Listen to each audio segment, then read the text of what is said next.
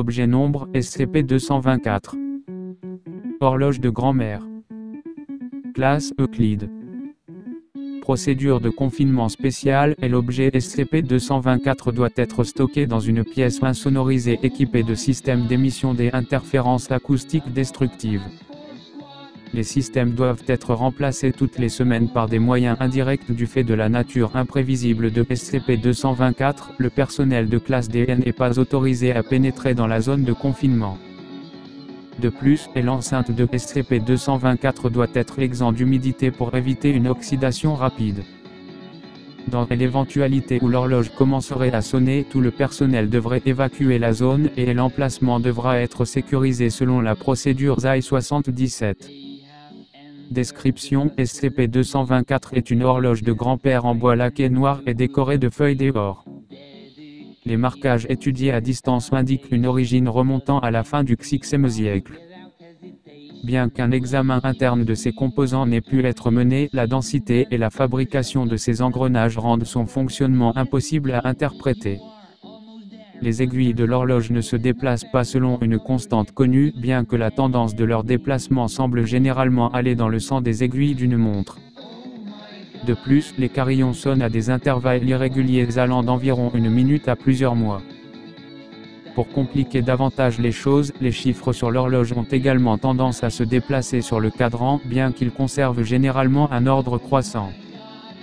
Chaque carillon a une signature acoustique anormale qui provoque une drastique accélération temporelle localisée. Les personnes et les objets à portée du son commencent à vieillir. La quantité de temps passé n'est pas cohérente avec les carillons, allant de durée sans conséquence à plusieurs années, bien que l'âge gagné pendant un seul événement soit le même pour tous les objets dans le champ d'effet. SCP-224 a à l'origine été trouvé chez l'antiquaire et acheté par M. comme cadeau pour sa femme.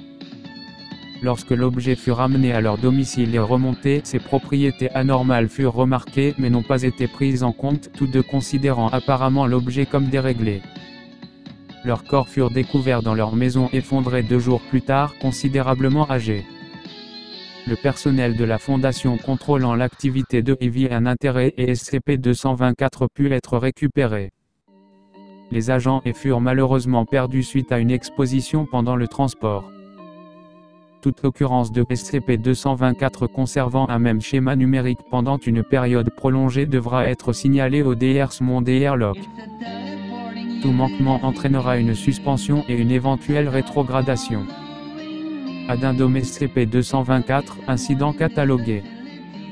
En raison des erreurs répétées de la part des équipes de maintenance travaillant sur le confinement de SCP-224, le DRSMON a insisté pour que le rapport suivant soit distribué aux équipes de travail sur place pour souligner l'importance du bon confinement de l'objet. Après sa diffusion, il a été ajouté au dossier principal pour des raisons historiques. Aujourd'hui, j'ai eu le plaisir d'informer l'agent qu'il obtiendrait une pension de retraite et qu'il serait libre de quitter son service actif ce soir même.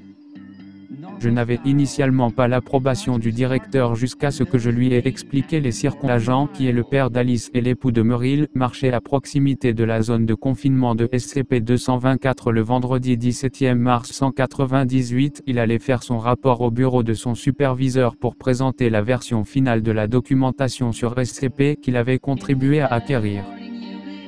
Comme l'effet de SCP-224 est imprévisible, il n'avait aucun moyen de savoir qu'il avait été activé jusqu'à ce que l'équipement d'amortissement acoustique tombe en panne et que le mur de la zone de confinement s'effondre. À l'heure actuelle, l'agent a été exposé au total à cette itération de l'effet de SCP-224. La première exposition l'a fait vieillir jusqu'à un âge estimé environ à 30 ans. Ceux d'entre vous qui ont vu la vidéo savent que ce n'était pas un changement radical. Cependant, à la deuxième exposition, il avait déjà atteint la quarantaine. Ses cheveux avaient blanchi de manière significative. Il a commencé à les perdre à la troisième itération et nous estimons que son âge aurait alors atteint la soixantaine. À la quatrième, sa peau était sensiblement ridée avec des taches de vieillesse apparaissant à plusieurs endroits. À la sixième itération, l'agent s'est effondré, la hanche cassée, provoquant la fracture de plusieurs côtes et de son bras gauche. C'est à ce moment-là qu'il a été victime d'incontinence. Lorsque la 7e itération s'est terminée, le confinement a dû être rétabli manuellement. À l'heure actuelle, l'âge de l'agent est estimé à plus de 100 ans. Notons que l'agent s'est porté volontaire pour élimination à des fins d'étude des effets de l'objet, à condition que la pension qu'il était censé obtenir soit reversée à sa famille. Je remercie chaleureusement le directeur et l'agent pour nous avoir donné l'occasion d'étudier les effets de SCP-224. J'espère que vous vous souviendrez à l'avenir que, même si certains objets SCP tuent rapidement, d'autres ne le font pas. D'autres laissent des effets persistants qui ont des conséquences pour les personnes et les familles des personnes qui y sont soumises. Le Dr Rasmussen se trouvait dans le même couloir, non loin de l'agent. Il est maintenant un homme de 35 ans dans un corps de vieillard. Et l'assistante chercheuse Jessup, qui était enceinte quand elle a été exposée lors du même incident, est décédée quand la croissance de son enfant a transpercé son abdomen. Son fils est maintenant un homme de 40 ans avec l'esprit d'un nouveau-né. Le cas non diagnostiqué de cancer de la vessie du Dr King s'est répandu dans tout son abdomen en quelques instants. Gardez bien ces incidents à l'esprit avant d'oublier de remplacer les systèmes acoustiques en parfait état de la zone de confinement. Dr J. Slmon, responsable du confinement SCP-200.